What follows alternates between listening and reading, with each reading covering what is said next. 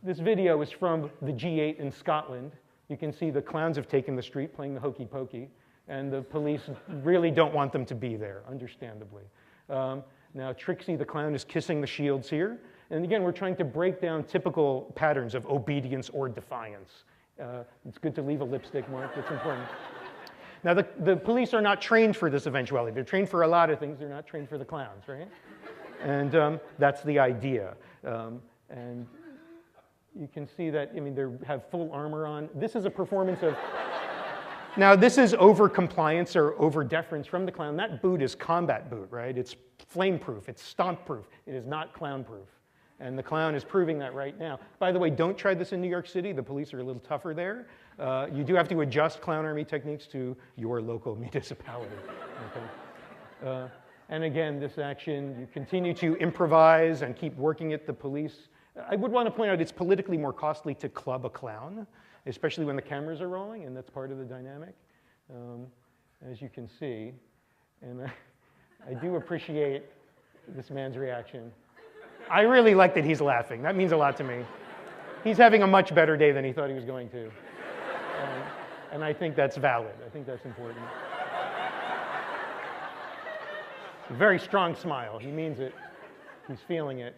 And that image did go all over. And even with a little bit of clown magic, we train the clowns in improvisation, creative nonviolent civil disobedience, and of course, just different kinds of theatrical techniques. And we follow each other's lead. There's a little bit of clown magic happening here. And eventually the magic works, I guess.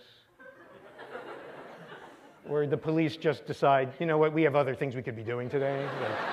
We don't really need to do this. Much to the delight of this young man here. Yes. We're trying to wear away at the cliched patterns of interaction between the two sides, right? Okay. And this image from that confrontation, as you remember, was reproduced all over the world.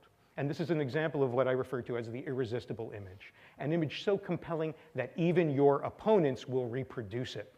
Now, if that image happens to undermine the story they're telling the world, all the better. Now, this image of the clown kissing the shield was reproduced in newspapers that strongly opposed our movement and claimed that we were a bunch of violent criminals, right? So the image actually undermined the context of the text of the articles themselves, even if only for a disruptive moment in the global imaginary. So they're saying we're dangerous people and awful. I was baton charged a couple times during this same protest, by the way, and I had to run away in my big shoes, which was awkward. So I don't want you to get the wrong idea that the magic always works, okay? But this is an example of political Aikido, okay? Taking your opponent's superior force and momentum and using it against them. And by the way, we garnered a lot of attention with these antics and then got actual interviews, and we were able to make our serious points about the G8's policies. As kernel of truth of the clown army, thank you very much, I was able to provide the kernel of truth sometimes.